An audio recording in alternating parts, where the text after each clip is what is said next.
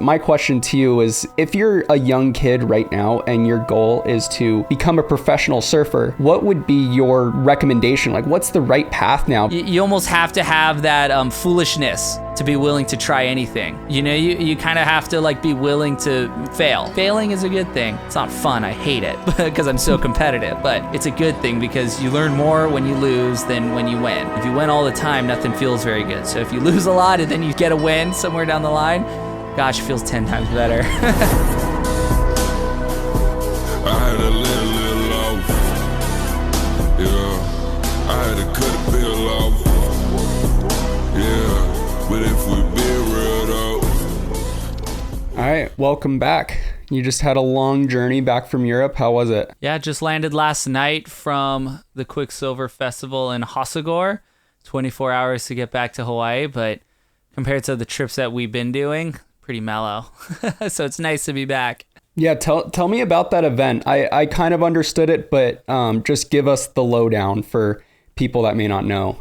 So it's pretty cool. You know, I don't get to compete as often as I'd like in surfing type competitions. I mean, they definitely exist out there and I could put more of an effort into it, but to be invited to this event is super special just because you're kind of surfing against some of the best surfers that I grew up watching. Shane Dorian was there, Kelly Slater, Bobby Martinez, Jeremy Flores, who actually created the event.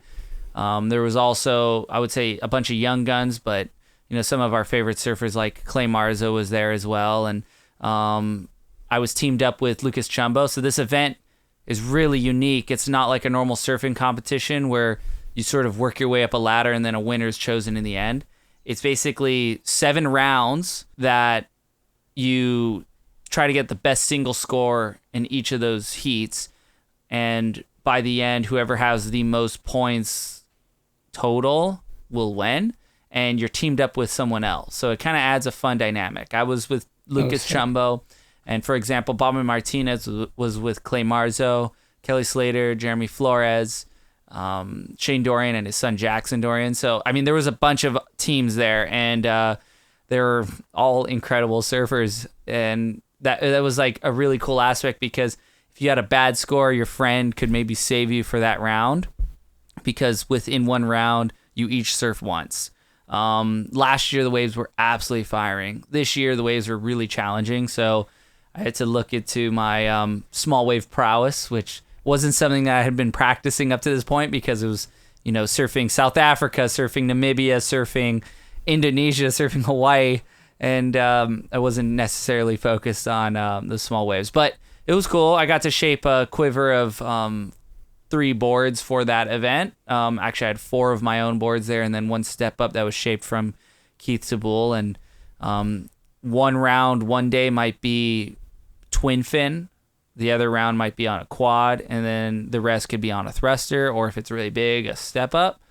I ended up using pretty much every single board that I had brought, which is pretty fun because, you know, it requires a slightly different approach every single time. How did those boards go, the ones you shaped? Because you barely tried them here, right? I never even tried them here because I was kind of tweaked from the Indo trip. My knee was kind of hurt. And also the waves were not even in existence here. It was so flat, I couldn't even ride a wave on it. So first time trying it was literally the day before the event started when I got there and the waves were knee high and geez, they felt good. I mean, I definitely had shaped them for how I remembered Hossegor being last time I was there, which was 2019. I figured, okay, I got to surf it from 2 foot to possibly 8 feet. So the boards were pretty like middle of the road. They worked insanely good when the waves were like 4 feet or bigger. Anything smaller than that, it was definitely should have had some of my grovel shapes, but you know, you can never truly have the perfect quiver. That being said, everything that I brought worked really fantastic. So I ended up liking everything I did ride, and it was cool because while I was there, I got to go to the Wave Garden and test their new kind of pool, their new waves. I don't know if it's new technology or just their new waves that they had created. And so it was an opportunity to test all the quad fins, twins, thrusters, even, you know, go back on my strap board again. So that was pretty neat. Sick. Yeah, that sounds fun. I didn't realize they were working on new waves. It's like, was it barrels, airs, or they were just giving you everything? Actually, the coolest thing from that wave pool was there was a slab wave option, and it literally felt like you were surfing a slab wave. It was take off behind the bowl, it barrels up, you backdoor it, and it's not like most wave pools that have that slab setting where it's so steep so quick that it's like a real rushed thing. This was like paddle in, stand up, do a big pump into the section, and the wave felt bigger than it was. It was probably barely head high, but it was so hollow it felt bigger than that, and that was really fun. I think that was like one of my favorite waves from that I got to test. Another really fun one was you could do 3 turns and then end with a big air section, and the air sections that they had created have so much pop, more than any other wave pool that I've ever been to. When I actually got on my strap board, I was able to really try to do double rotations, some close to perfect 720s. Most of them were like a little more than 540, but in the past you couldn't do that because you couldn't get enough pop on such a small wave. And the pool is quite short, and it's nestled between these amazing, I guess you would call them Basque Mountains. That area that we were in Spain is called the Basque Country. It's right near San Sebastian, and it's literally the most beautiful setting that you could possibly imagine, and it really made me want to have one in my backyard. But that being said, the waves that they had been making were pretty unique because they had a lot of pop for how small they were, because the pool is relatively small. So I got some good practice on strapless airs, but then when the big air section came, because there was no wind to help put the board to my feet, I definitely opted for the straps because I didn't want to risk breaking some of my new boards before the competition started. And so with the strap board, I just kind of was going for a lot of double rotations. And yeah, that was a lot of fun. The landing, the whitewater was maybe a little bit too small to really you had to stomp it with speed. And that was it was good practice because if you landed it perfect, you could ride out of it. But if you kind of landed a little slow, it wasn't good. So, but the section, was huge. I could imagine if it was a foot taller, you'd be definitely even over rotating 720s. 900s would be close. Did you try any double cripplers? I didn't try any double cripplers. I mean, it's really shallow, but 2, to have that much rotation for flips, you need a bigger wave. But for flat rotation, you could definitely fit in 2. So I'm still praying and waiting for a wave pool someday that is twice as big, where it feels absolutely terrifying and you'll want to use a helmet or something because it's going to, really send you high. I mean, this one already felt like it sent you pretty darn high for a wave pool standard, but it's still, to be able to do snowboard type tricks, still a ways out unless the section gets bigger. Yeah. I mean, I remember when you were trying the double cripplers pretty much all season last year and a little bit before, and I'd tow you in going 30 miles an hour at these 10-foot sections, and you had to go so high to get them around. And I feel like it was just a matter of time before you got the right section to push you out far enough, but hopefully this season we finally get it. Yeah, I think the risk of injury on doubles is pretty huge because you can definitely land and compress in the flats. And so it's having the right wave where the landing's not too consequential, where it's not too hollowed out. You almost want a wave that starts hollow and ends pretty fat, a little whitewater. But I think with the 720s, now that I've was able to do reps with it. So the funniest thing about that session, it was supposed to be myself and 3 other surfers, but surprisingly 3 other surfers didn't show up. And I think it was because the Quicksilver Festival is just more than a surfing competition. It's one giant party, and I think they might have partied a little bit too much. So I ended up having the wave pool to myself for 8.5 hours.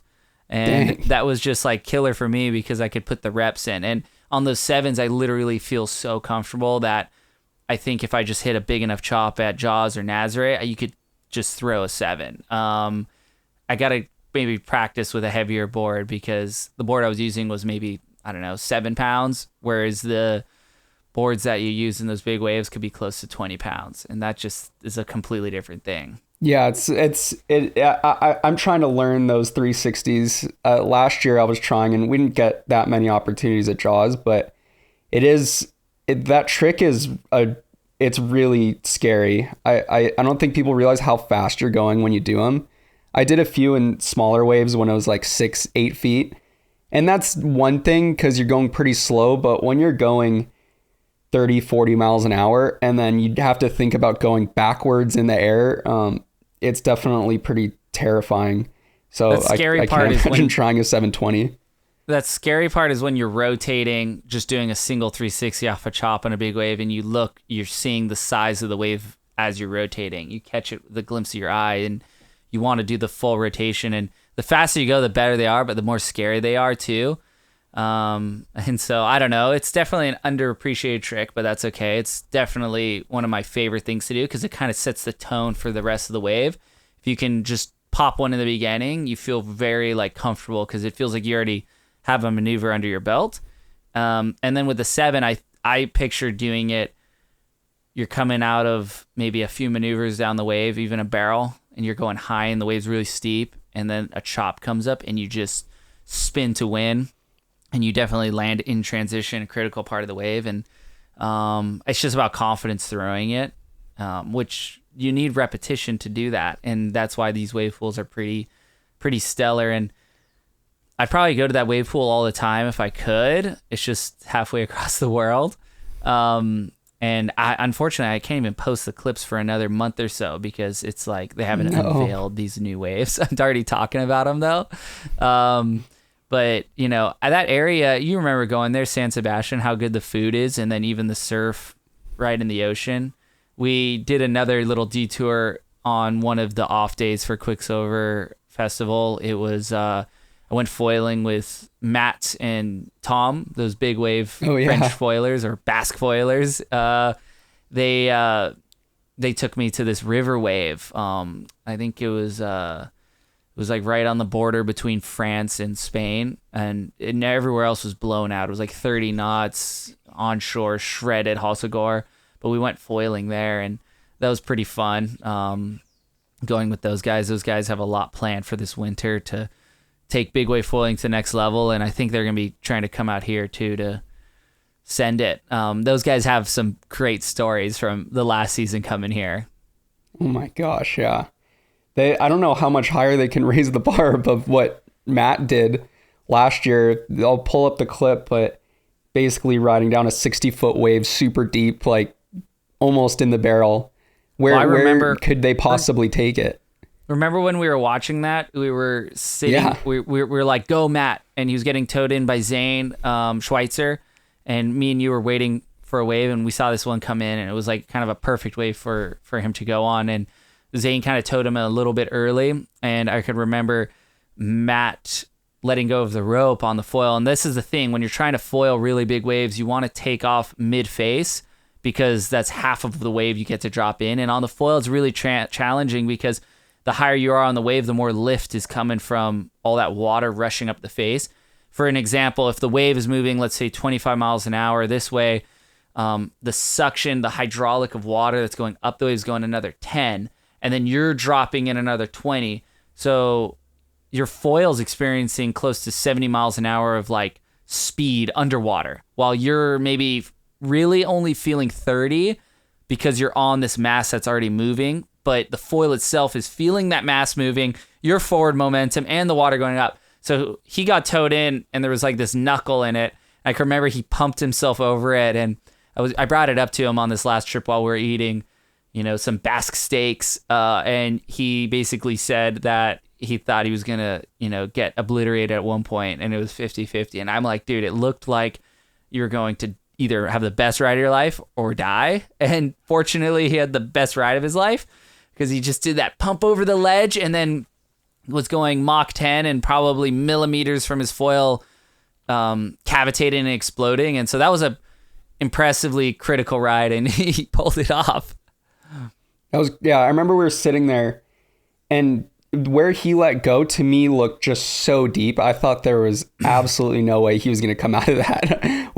I think we both sort of wrote him off a little bit. I don't think a proper Jaws wave like that had been ridden on a foil up to that point. So that's my question. It's like, if they wanted, On the left and the right, there's definitely been proper waves ridden, but that was by far the heaviest one for sure. That was like a tow and surfing sort of wave. Even a paddle wave on that day would have been challenging because there was so much wind. If it was a glassy wave, but that was probably the single, I would say, best foil wave out there so far.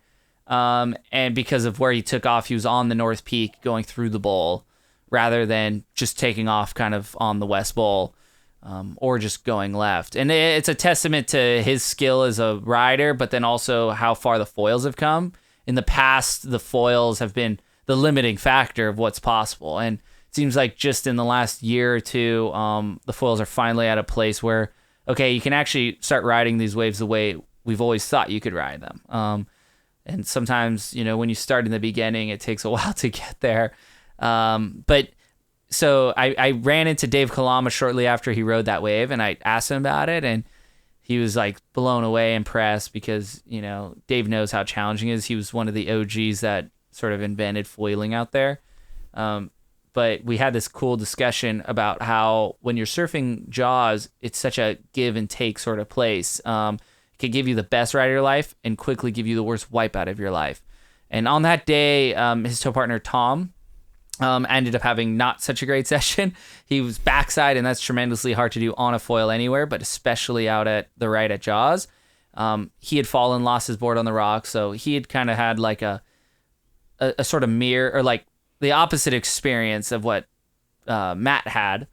But Matt, I think, and he admitted this later on, he's like, he was on top of the world and might have felt overly confident and ended up staying a couple more days until there was another smaller Jaws swell with some wind. And he ended up having like the opposite experience that he had of riding this perfect giant wave and then that's the place, Pe'ahi, Jaws. It sort of gives you the rides of your life, but then it'll give you the worst experience of your life. It almost like brings you back to ground zero after giving you such a momentous moment. So you have to be pretty careful about like taking more than you want. It's a spiritual place for sure, and you definitely feel like it's alive. And I think it was a life lesson for young Matt. Yeah, what specifically happened again? He like fell off the cliff or something, right? Oh, it's a long story, but let me tell you about it. He basically 3 days later, after being on top of the world, literally earning his spot as one of the best big wave foilers in the world. He went out there, and the waves were much smaller. But I think, waves are always big if they're breaking out there. Even if it's considered 15-foot Hawaiian, which is 30-foot faces, those waves can still, if not more often, beat you up more than, a 30-foot wave or a 60-foot face wave. And he had an experience where he took off a little bit too deep. It was pretty windy. He overfoiled, fell, and just like his friend Tom, both waves kind of came in together, and so he kind of got tangled up in his foil, and the back wing, ended up hitting him in the back of the head because he wasn't using a helmet at this point, and he ended up like getting filleted in the back of the head. He's like lucky he didn't get knocked out or drown or bleed out. His safety ended up getting him, but he was like on the edge, and foil went on the rocks. Being Matt, being from France or being from the Basque Country, and putting all his budget to just the water safety side to flying out to there, it was on the expensive side to go straight to the hospital. So he kind of got a mobile doctor to come to him, and it was pretty funny and actually kind of scary. He ended up getting stitched up in the parking lot of Hokipa a couple hours later with this big fillet on the back of the head. I don't even know if you want to show it. If you do, maybe blur it, or actually, I don't know, just give the people a peek for a second. Yeah, it was quick peek. pretty damn heavy. And he totally could have gotten an infection, and I feel like, could have gotten like, I don't know, a brain eating disease or some kind. It just, there was like wind swirling around, and he was in the dust. And the thing is with Matt and, Tom, those guys are such hammers. They're so gnarly that they can handle a lot more than I'd say most people can. And so immediately after getting stitched up, he's like, I gotta go get my hydrofoil. So he drove to the cliff, started hiking down, but there's like two ways down that cliff. You can kind of go down the backside, it's a little bit longer, but you end up kind of going through the trees a little bit more, through the forest. And then the front side, there's all these tiny little, I don't know, pine cones. And and it's quicker though. It's a much steeper route. He ended up, I think being a little disoriented and baba ganooshed from getting hit in the back of the head with a sword, that he slid halfway down the cliff, and then fell 15 feet onto the rocks, and I think broke a couple of ribs.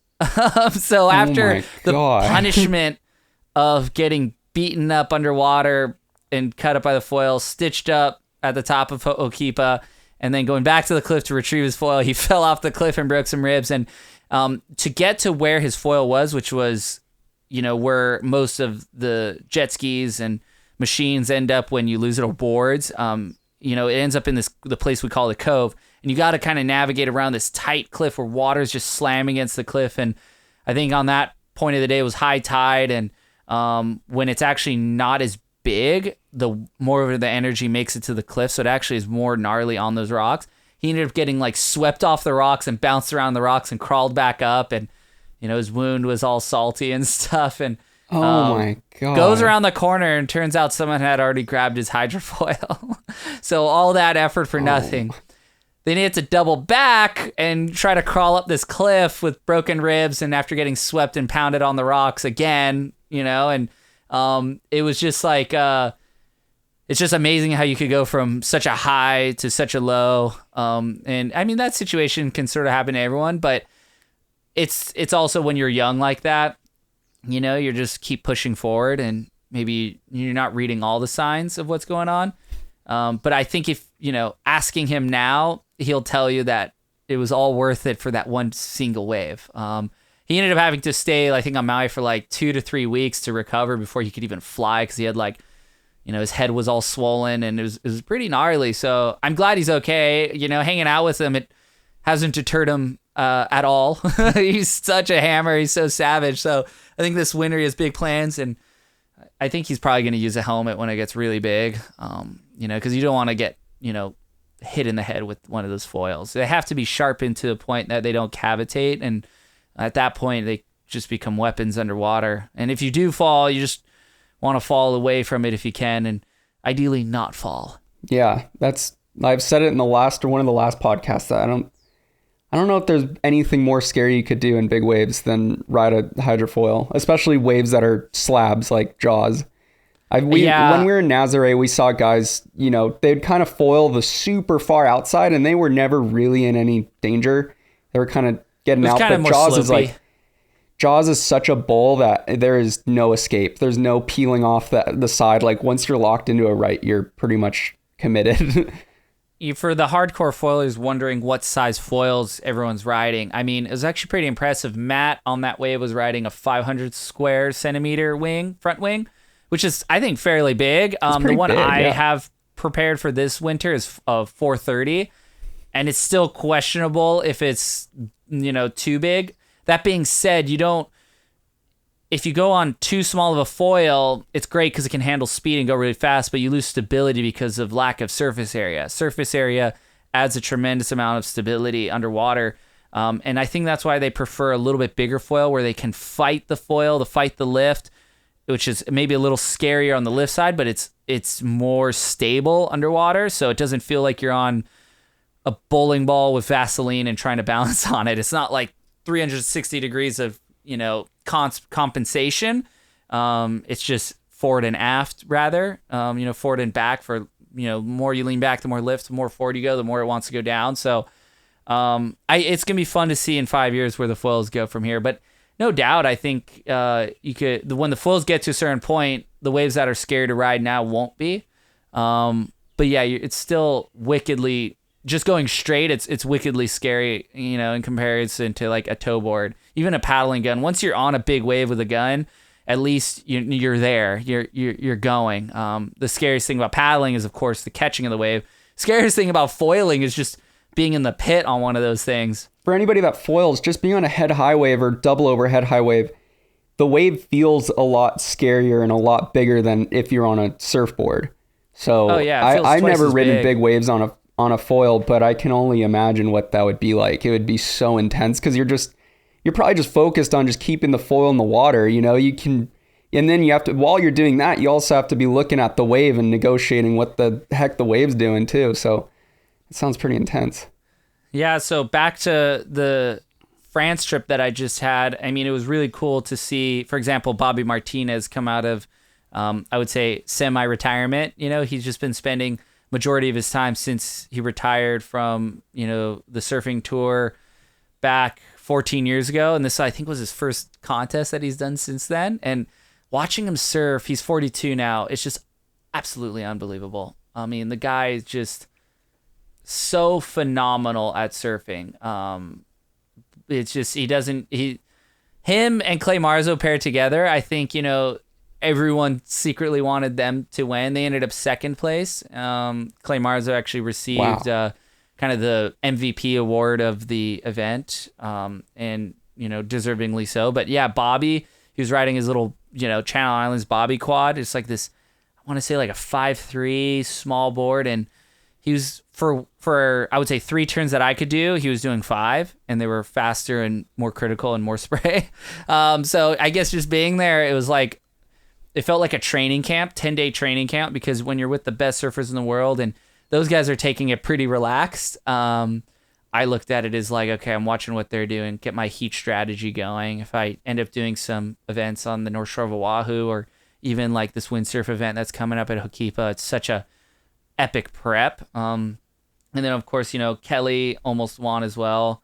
Actually, no, that's right. Bobby Martinez and Clay got third, and it was Kelly and Jeremy Flores that got second. And then Joan Deroux and Mark Lacombe, the local team from Hossegor, won, and they know that place better than anyone. So that was pretty cool that they kind of won. It's classic. They don't have to speak English until the next event next year.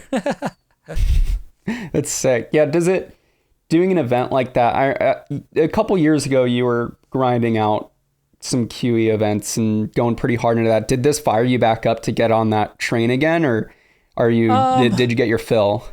I don't know if I'll ever try to be on the tour. I don't, at the commitment that's required to do that and only that. If that's all I wanted to do, it's something that'd be fun to go do, but that means giving up windsurfing, kiting, big waves, giving up a lot of other stuff. And I just think, you know, I'm 31 right now. I'm already kind of like set in what I've done. I think if I wanted to commit to that, 25 or something, I mean, no doubt it would have been, you know, it's just everyone's path slightly different. I think what fired me up is I really just want to get better at surfing. So any event that I do enter, I actually maybe have a shot at doing better.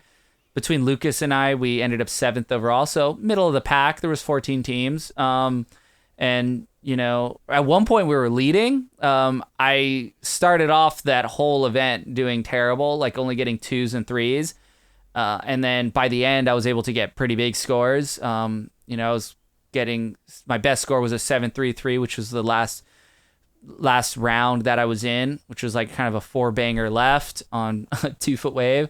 And then before that was like a 6.4, and Lucas was pretty hot as well. He was throwing some airs and would get occasionally a 6 and, you know, high 6 or low 6, and sometimes like a high 5. And, you know, you're being compared to the likes of some of the best surfers in the world there. So it's hard to get the scores. But it was nice to just at least see this upward trend and go from 2s to 7s. So now I kind of understand, okay, what is it that I got to improve on? So on the airplane back, I wrote down like, okay, within my surfing, I really want to get better at, you know, my regular foot backside surfing, how to place the board a little bit more, get more spray. I feel like I tend to turn a little bit too early and be at horizontal backside. I got to allow the board to sort of hit the lip first and push back. A little more back foot pressure. Staying compressed a little bit longer, holding that rail until the very last second, not letting the board go flat in transition. Those are little notes there. I think I already know what I want to tune in on the short boards a little bit more, what I would change to just make them even more forgiving. I think that's just going to help me surf better at the end of the day. It would have been nice to have a little more of a groveler there. The boards that I brought were true short boards, but I didn't know if I was me surfing 2-foot or 8-foot waves. Like, you can look at the forecast for Hossegor, but until you're at the beach looking out there, that's what you're going to get. And that's kind of what makes the spot quite unique, is you can't just strike mission that place. It's really someplace that, you know, requires getting eyes on the beach. Yeah, no, I can imagine. And the tides there are crazy too, right? It's like Oh, 10 12 foot foot tides tides. or something. Yeah, Yeah. like the most massive tides. Like they could only run the event, like certain times of the day because the wave would either disappear or it'd change completely. And it was literally like 12-foot tides. It's just remarkable how much water moves there. And I always thought, what would that be like if it was here in Hawaii, that much movement in the ocean? I mean, our tides are maybe a foot. You don't even really notice it out at a place like Jaws because the waves are so big. But I mean, when Jaws may not even break, and then maybe another wave would break because if you had 12 feet of extra water, there's so many other places right next to Jaws that would be maybe another Jaws. It's just too shallow. Yeah, I was just having this conversation with somebody that is one thing I've never thought about. Here in Hawaii, we only have 2 foot of tide, like max, maybe 3 feet on the craziest moons. But you think about all the waves that I feel like other places you go around the world, they only work on super low tide or super high tide. And we just have that like thin sliver of just kind of like the medium. Yep. And you're right. I think you could think of a ton of places that are just a little bit too shallow on the North Shore. And if it was like 10 feet of extra tide, it'd be the craziest slab ever. Yeah, I never thought about that. I want to run like some sort of simulation where you could raise the tides up and just to see what the coastline would look like. But, that would be pretty interesting. That would be pretty interesting. We should do that and just talk about it. Oh, this wave would be good in a million years when, the world changes a little bit more. Yeah, I always look at those maps like where they kind of simulate how they think Hawaii looked, millions of years ago when the islands were shaped super different. And you just wonder like, gosh, there's probably just some crazy setups that were just sort of lost over time. It'd be interesting to sort of like, I wish there was some sort of program you could like manipulate coastlines and figure out exactly what makes certain waves really good or change it slightly. There's probably tons of ways where you just have to change one little factor, like raising the sea levels up a few feet, and all of a sudden it's the best wave in the world. We got to get AI involved. We need some AI on this. Yeah, but just on the subject of improving in surfing, what you said I think is so right about when you go and surf with insanely good surfers, it almost makes you reflect on your own surfing and be like, okay, I have to step it up. And it really forces you to make every little change possible. And I personally, like I feel that almost every day. I surf with, some of my best friends are Logan Bedemal, Cody Young, Ian Gentile, Imai, and we surfed with them on a daily basis. And it'd be much more comforting to go out and sort of feel like you're the best surfer in the group, but having everybody be on such a different level, it really forces you to move up and try to get closer to where they are. They're some of the best in the world, so I don't know if it's a reasonable thing to expect you can catch up, but at least trying, you're going to get a good amount there. So yeah, I can imagine when you're surfing around guys like Bobby or Clay or, Kelly, I'd imagine it has that very similar effect, especially in a competition setting. Yeah, you're in the middle of a heat and you catch your wave and you kick out and you look out and there's Shane Dorian, Bobby Martinez, or someone just like going to town and they have perfect technique. And, the very next wave, I'm trying to emulate them. So in a way, this whole event, I kind of looked at it as I went is, of course, Lucas and I both went in it with the idea that we wanted to win. And for 30 seconds, we were leading the whole thing. But then at the end, we ended up 7th once, the hardcore guys finished the final round. But yeah, it was training. It's prepped me for the winter. Now I have like a set of goals that I want to do. And, coming back here, the next event that I possibly could do is the windsurfing event at the Aloha Classic at Ho'okipa. That one I'm really excited for because now I'm tuned in. And in windsurfing, you're not battling for waves necessarily. You have the power of the wind and, there's some strategic, positioning out the back, but generally you can catch a lot of waves in a short amount of time. And for that, I literally made a windsurf board, with the help of Quattro, Keith Tabul. They helped me take my shortboard shape, and in the computer, I designed it for a windsurf board. And then we made a couple, little tune-ups here and there, put the straps where we think they should be, the the mass track and the different fins. And now that I'm back, I want to really surf I'm literally going to go windsurf the exact same board I surfed in France.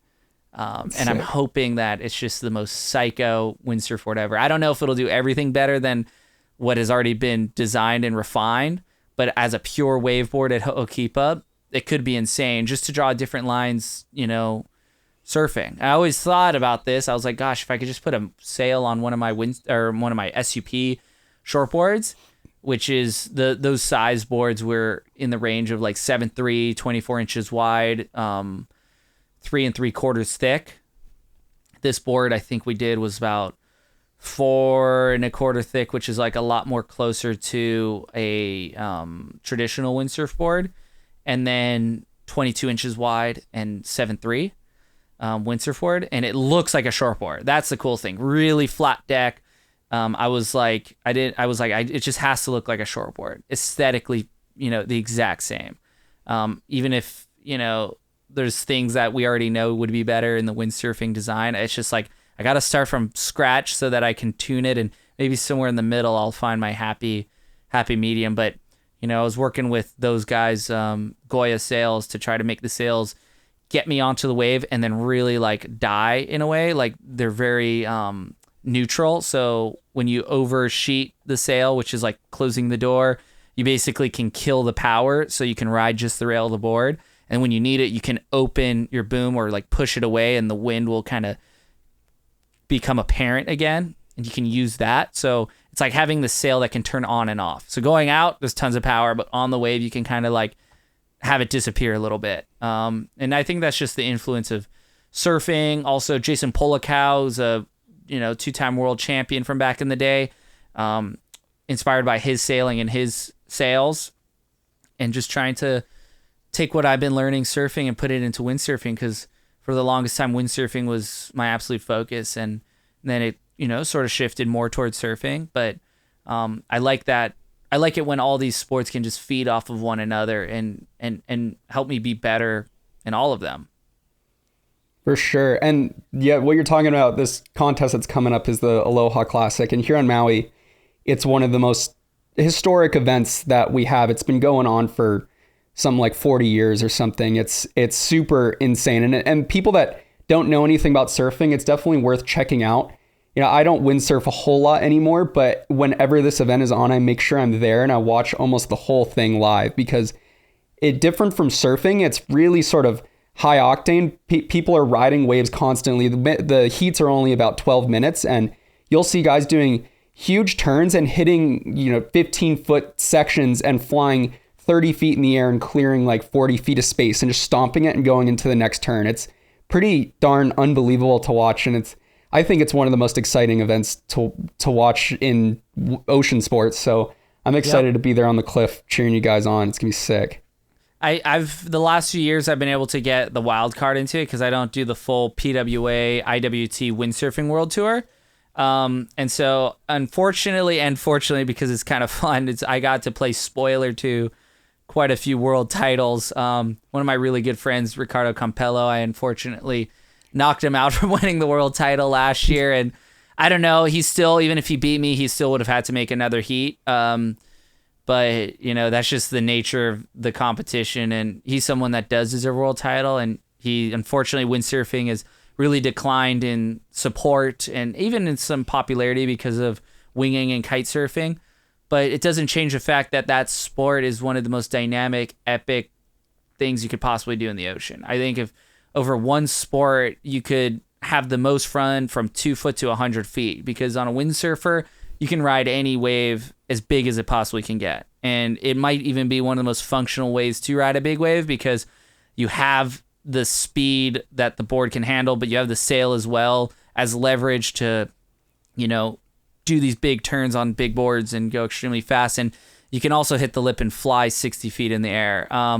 But then when it's small, you don't even need a wave to really have fun and rip around. It's wind surfing, you just have a sail on a surfboard, and it's such a fun sport to do. And it's so dynamic and crazy because on the way out, you're doing all these massive airs and tricks, and it's like being on a motorcycle where you could hit a ramp faster and go bigger. Do you want to do that? Maybe not, because it's pretty gnarly. It's pretty scary, because once you go up, you got to come down. And if there's an art form to learning how to catch yourself with the sail and use it as a parachute. It's not quite as much of a parachute, say, as a wing or a kite. But windsurfing in itself is just really dynamic. And I love sailing. I love surfing. And it's kind of like the perfect sport that blends them all. And in this event, you see some of the most amazing sailors wave right at Ho'okipa and do stuff that, no one will ever be able to do on any other craft because of the nature of the sail being attached to the board. These crazy inverted maneuvers, one called a goiter. It's where you lay the sail down into the wave and you flip around the sail and you pull the sail back up. If you do it fast enough, the sail doesn't even touch the water. These carving 360s that you come out with more speed than you go into. Big straight aerials where you just basically soar across an entire closeout section and land.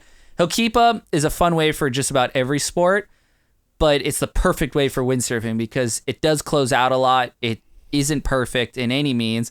Jerry Lopez once said if Ho'okipa was on the North Shore of Oahu, it wouldn't have a name, which was, I think, a major diss to Ho'okipa. But here on Maui, it's the most iconic spot because of its influence across so many different sports. And, when Ridge and I were growing up, it was the host spot for world championships, from windsurfing to kite surfing, stand-up paddling. The list goes on and on. It's a place that, basically helped birth the modern sports that we love and enjoy every single day.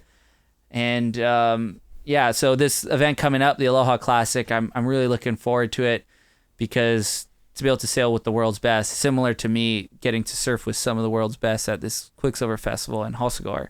Yeah, no, that's going to be super cool. And just you mentioned Ricardo. I think he has one of the coolest sponsors in ocean sports. He's sponsored by Martin Garrix, like an individual sponsor. I mean, he has the biggest DJ on earth.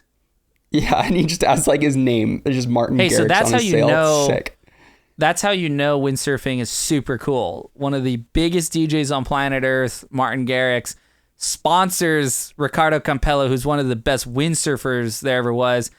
And he literally has his name across the sail. And Martin himself is an avid windsurfer. He's from Europe, I believe the Netherlands. And he's actually a really great sailor as well. He flew to go windsurf in the Canary Islands with Ricardo during one of the World Championship events this year. And right there at Pozo.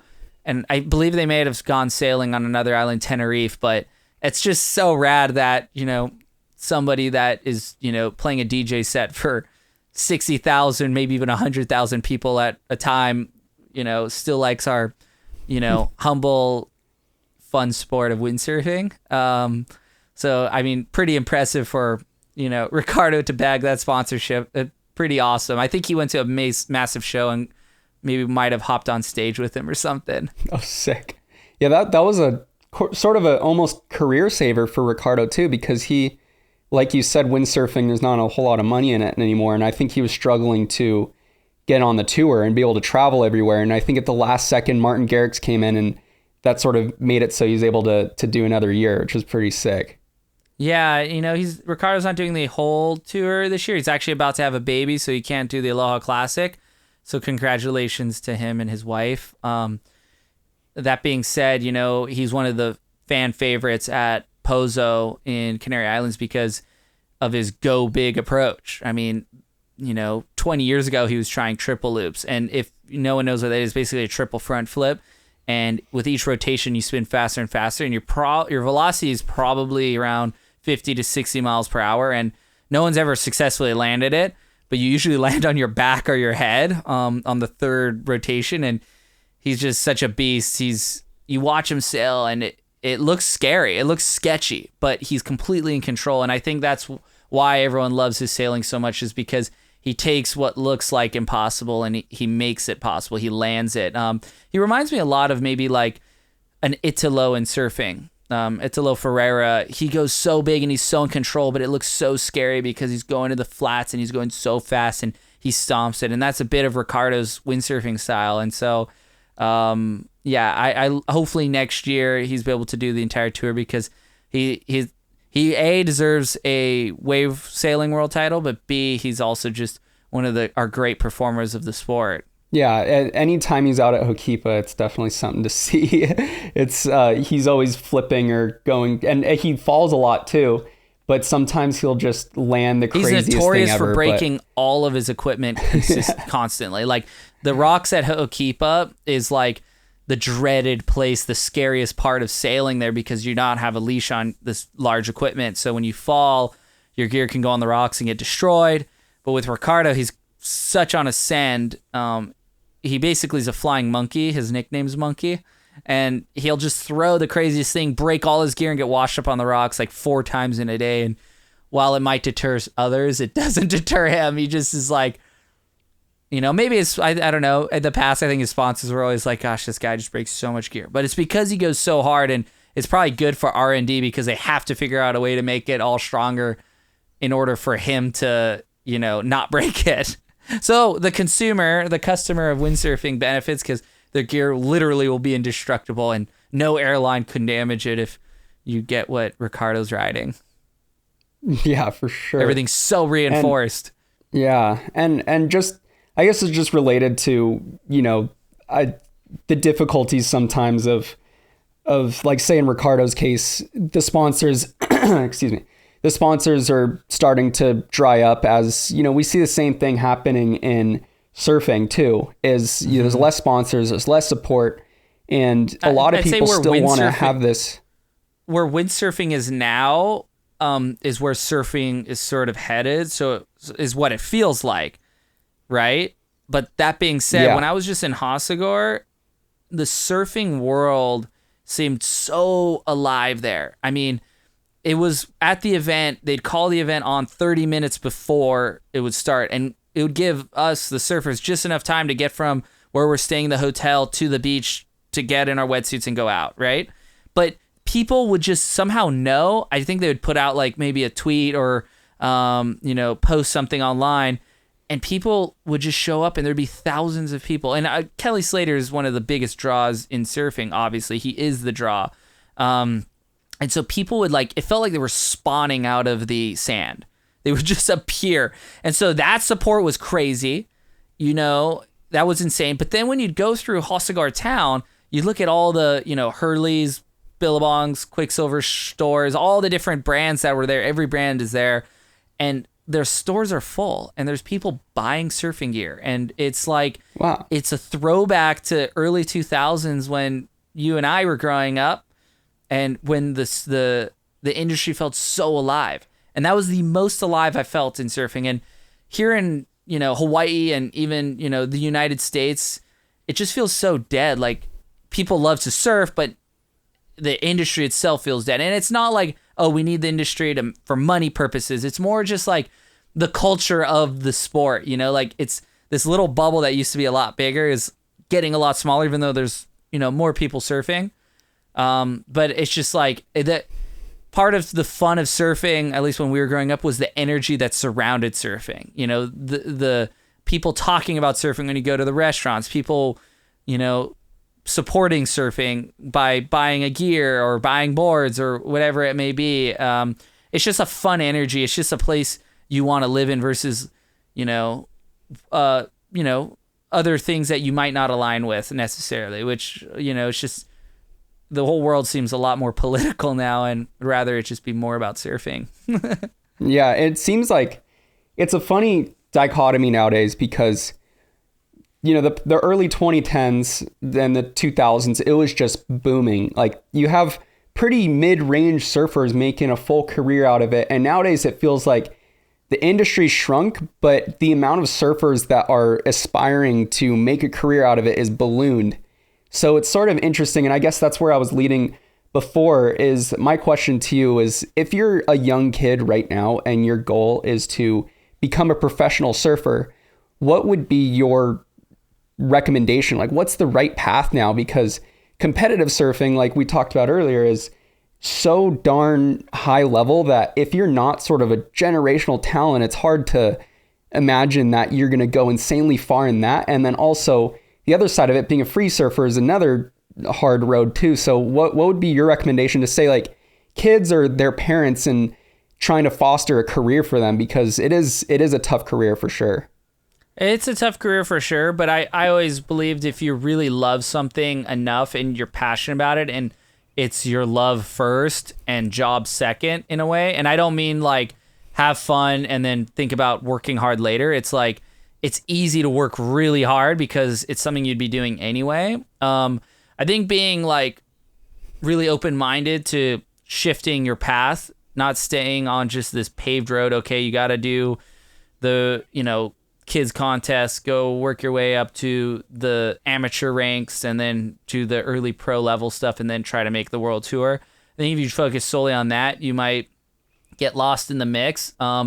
Nowadays, the way you become a professional surfer, or at least a successful one, is you have to have a media presence. More than anything now, I would say half the job is just creating content. You end up becoming a content creator, which I don't even know if I want to consider myself that. I want to be a water person first, a surfer, a windsurfer, and I think I've been able to carve out a career for myself because I do so many different things.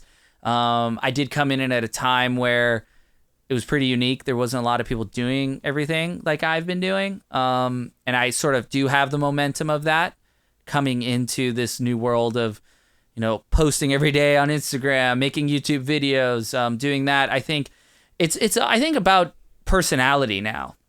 Some of the best surfers 100%. on earth don't really like show their personalities. They're quite private, and to be a professional, you have to be willing to just put yourself out there and, completely, and you're going to be judged for it. People are going to like write you off. They're going to, think of you in a certain light that maybe not is true. And that's just, having a public persona. So I think being a really good surfer, being a really good athlete is, obviously the base of it all, and you work from that, but you have to be, very open, share your personality. Don't try to be someone you're not, because at the end of the day, it's easier just to be yourself, for when you meet people on the beach, for how you come across on social media. And, I think God made you perfect. So you just gotta, express yourself the way you are, and people will love it. People love authenticity. So, I think in a perfect world, you'd want to have all the money in the world and be able to travel and just surf and not have to worry about doing any of this stuff. But in order to live the dream, it does require doing this sort of stuff, and you got to be really personable. I was blown away because when I was at that Quicksilver festival, there was so many people wanting my autographs and photos, and I sometimes reflect in the mirror. I'm like, gosh, I just like surf waves, and I don't even know if I'm the best at all of them. I'm kind of a jack of all trades, and people are just like psyched on what I do. And I think it's because I am pretty open, and I do bring people along on the adventure the best I can, and open kind of my home world. And so people can connect with that. And so it was a kind of a relief as a professional, because when I was there, it seemed like people were still into what I do. And that means hopefully my sponsors see that and I can keep doing what I'm doing. For sure. And another thing too, I wanted to touch on that you mentioned is nowadays in this sort of new climate of social media and everything, the really cool thing about it, even though there's so much less sponsorship money, to get a high level contract from a surf brand is a pretty darn difficult now to make a living. But the really cool thing is that isn't the be all end all like it used to be. You could grow a following on social media, really put in a lot of effort into content creation, and you could essentially be your own sponsor in a lot of ways. There's a lot of ways to monetize it. And there's a lot more, if you are able to develop sort of a mainstream audience, you can tap into a lot of brands that typically wouldn't support you as a surfer. And I think that's what's really cool. And I just looking back at sort of my path to getting to where I am now, I graduated in 2019 with an accounting degree, thinking maybe one day I'll somehow be involved in the business side of surfing, and that'll be sort of my way to enjoy it. And then, with the pandemic hitting and TikTok starting, there was sort of a new path where it's like, okay, if you grind hard enough, you can find a path for yourself and sort of live your dream. Because, people may not know, but, I took a really different path from you. By the time you were, at 12 years old, you got the Red Bull sponsorships, you were already building a strong career. And I sort of didn't really have the competitive drive I think you had. So I sort of decided to go to college prep school. I went to college and academics was sort of my focus. I still surfed a ton, but it just so happened that the changing of the times, once I graduated college, there was new social media platforms and there was a new way to sort of express yourself in surfing. And that was sort of my savior. If I were to not have gone down that path of, focusing on other things for that period of time, I think I would have gotten burned out pretty fast because I would have realized, I can't get any sponsors, because of just my personality and who I am and me not being so into the competition side, that it would have been a really hard road, and who knows what I would be now. So all that being said, my recommendation for a young kid or maybe parents is, there isn't as much pressure on you really getting on top of it when you're young, like there used to be. You can have opportunity into your 30s to start a career and have a really good one. So yep. It's kind of cliche, but my recommendation would be stay in school, get a good education, get a good backbone of something. And then you never know what opportunities are going to come up. And nowadays I'm living my dream to be able to do this stuff alongside you. And I really didn't think that'd be possible, 6 years ago. So yeah, that's my summary of it. That makes total sense. I mean, it's true. You just have to be willing to adapt along the way and adjust and be open to doing a bunch of different things. It's really rad to see a lot of surfers embracing different water sports, and that just adds to their own surfing career. I mean, I was just on Instagram yesterday and I saw that, Zeke Lau, who is, one of the most hardcore competitive surfers from Hawaii, won, a bunch of events on the North Shore of Oahu, and it's an incredible competitor. He's been getting into stand-up paddle foiling downwind, and that also is really similar to both John and Nathan Florence, who love to do stand-up paddle downwind. And never in my life would I think those guys would be into stand-up paddling, and they're just obsessed with getting the right paddle, getting the right stand-up paddle foil board, and it's just but I think that open-mindedness allows them to catch different perspectives, and it brings it back to their surfing. But I think we just live in a world where, it's the hardest time in a way to be a professional surfer, but at the same time, there's the most opportunity if you play your cards right. And that's just being yourself, reading the room, giving yourself that 30,000 foot perspective on things and adjusting constantly. You're just there's an opportunity here. I can be a pro surfer by also doing this sport that supports just my surfing. And then, when the waves are good, I'll just surf, and, I'm going to make videos about it. And, I have a different angle than, Jamie O'Brien does on his YouTube. I can share a different perspective. And you almost carve your own niche, and it's your personality that is unique that no one could ever replicate. I can't be Jamie O'Brien. I can't be Nathan Florence. I can't be anyone else, but I can be myself. And so if you really embrace who you are and yourself, I think that's where it goes a long way. And then even honestly sharing your hobbies and your passions outside of surfing, stuff that you do, people just love that, and sharing what you've learned, not, withholding that. So, I mean, there's a lot of angles to go about it. And Ridge, you, but then also our friend Ian Gentile, who was just on the world tour and is trying to requalify again. You guys stepped away from it completely and went to school, and you came back and you're still, pursuing and living the professional surfing dream. And that's amazing. So kids, you can go to school, you can have your high school life. I felt like when I was growing up, or for my age, I'm 4.5 years older than Ridge. I felt like there was it was two options. You either go to school or you don't. And, I didn't. I just, chase this career. But nowadays you can actually do both. And so, life 100%. Is so short and so precious. Why not experience everything you possibly can? Because life's about experiences. And you can pull it off. There's just no reason why you can't. So I wouldn't overthink it. I would just, go after it and follow your gut feeling. Your gut will never steer you wrong. Yeah, it's good you brought up Ian, because he is such a good example of that. I remember when I was going to school, he was also in San Diego, and it was crazy because we grew up. Everyone knows how good of a surfer he's been for so long. Andy Irons said he was like a prodigy behind Andy Irons surfing for Billabong, and everyone thought he was the next big thing, and he was the greatest 14-year-old ever. Still might be considered one of the best 14-year-olds ever. But he was that sort of child star syndrome a little bit, where it was hard to make that transition, and he had to step away for 5 years. Yeah, he was staying in my dorm room, like my really crappy dorm room in San Diego when I was a freshman in college. And it was just such an interesting time for both of us because this was the farthest both of us had ever been from the surfing world. We're at this college, we're, not surfing as much, still surfing a lot, but not like we're training now and not so feverish about it. And it was pretty interesting, especially for him to see him in that sort of environment. And in a lot of ways, I think that's exactly what both of us needed, is to step away, to sort of get some perspective. And those times are what really fires you up to want you to chase your dream. If you're just in this sort of bubble here on Maui where you kind of take it for granted, just the ease of being a pro surfer, how amazing of a career it is.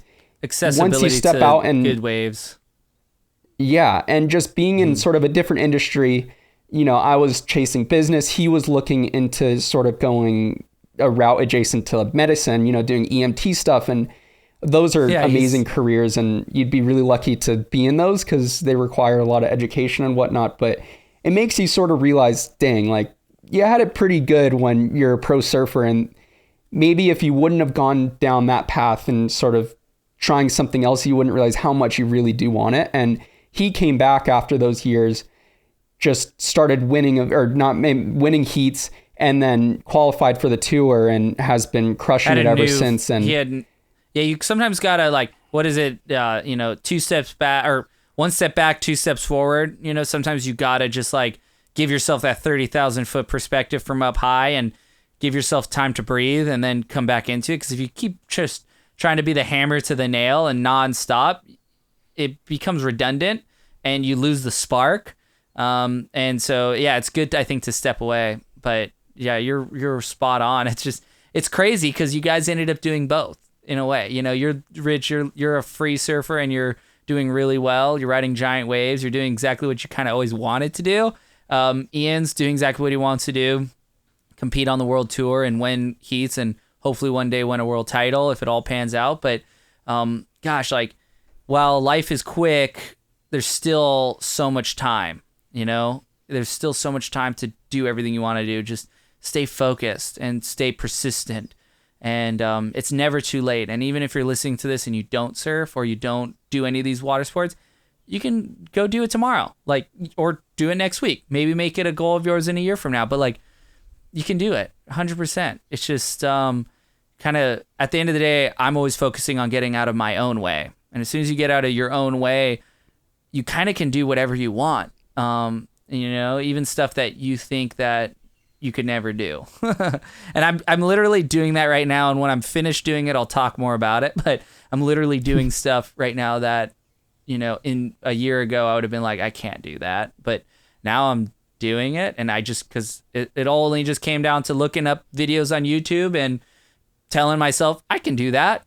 If they can do it, I can do it. And just almost having that what is it like? You're not overly self-aware. You're just you almost have to have that foolishness to be willing to try anything. You kind of have to be willing to fail. Failing is a good thing.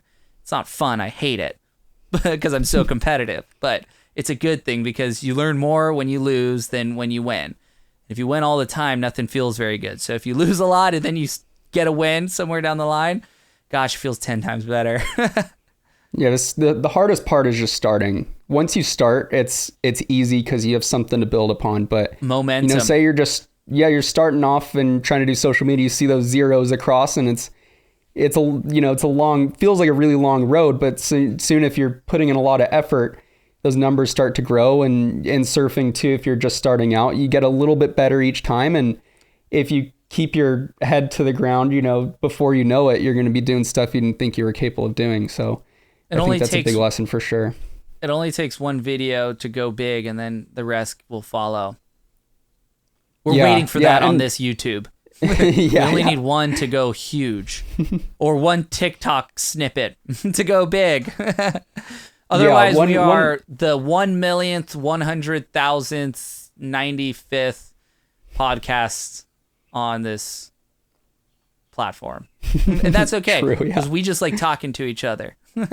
Yeah, I would, if it was getting 5 views, I would still want to do this anyway. But one last story that I think sort of speaks to all this is, like I was saying, after I graduated college, I didn't really have that much direction, especially being a pro surfer for me wasn't very much in the cards. And I remember the pandemic hit, it was 2020, and Ian sort of was in a somewhat similar situation. He was already doing the QS and stuff at that point, but I remember TikTok started taking off. And at that point, if you remember, it was not necessarily an app you really want to be associated brag with. About. I remember, yeah. So it's like, because it was dancing, it wasn't what it is today, where it's more like Instagram, where it's just about everything. And I remember somebody told me, hey, you need to get on this app. You need to post your big wave videos. And I'm like, oh, I don't know. So I went to Ian and I was like, dude, like, I don't want to do this alone. Can you post too? And like, let's put aside a month where we post every single day. And if we don't go viral by the end of the month, we'll quit.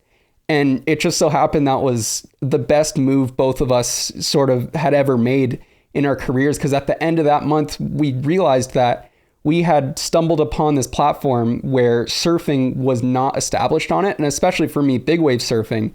And it was sort of an untapped market. And by the end of that month, we had sort of both exploded in a lot of ways. And after a year of being on it, I think so many followers.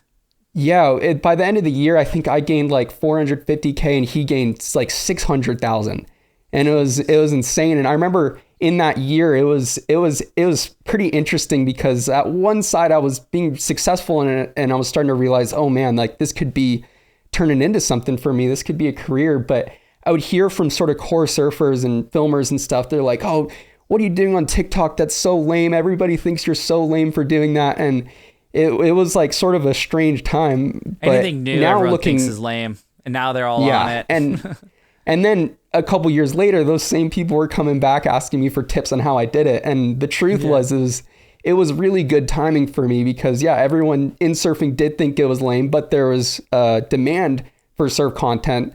So if you're one of the first, it was really easy to grow. Now starting TikTok, it's hard. Like gaining, it used to be back then, if you got like a 1 million view video back then, you get 10,000 followers, but now it's like you get 100 followers for 1 million views. So it was really good timing. And I think that was a good example of sort of trusting your gut and, being not afraid to do a different path that maybe people would think is lame. And I think that is like sort of the story of your career too, in that you started on these sports that aren't necessarily super core, stand-up paddling and windsurfing. And now it's come full circle where like you said, there's guys like John and Zeke Lau that are stand-up paddling and, there's no stigma around it. And in hindsight, that was what made you blow up as a surfer. And that was the best thing you could have ever done. If you tried just doing competitive surfing, who knows where you'd be now. So I'd say you just I'd say that's I just listen to the gut feeling. I mean, I don't really judge anything, and if it's really fun and I really love it, like I enjoy doing it, I want to keep doing it. And there's like, everyone has their opinions on everything. I mean, that's just life, right? Everyone's, and at the end of the day, I'm so lucky to call this, I'm so lucky to just call this a career, to be able to do what I get to do. And, it's all based on the love of doing it. It's like big wave surfing. At the end of the day, if I didn't love doing big wave surfing, I wouldn't do it because it's too risky. It's too dangerous. But because I love doing it, it's pretty easy to go do. And, if people love supporting me to do it, I'll keep doing it. I think that's a good way to wrap it up. And anybody out there that is looking to chase this sort of career, that's the number one thing. Just do it do it because you love it, and you will figure out a way to make it your life if you want it enough. So yeah, I guess we could leave it at that. For sure. So thanks for listening, watching, and yeah, we'll catch you guys next time.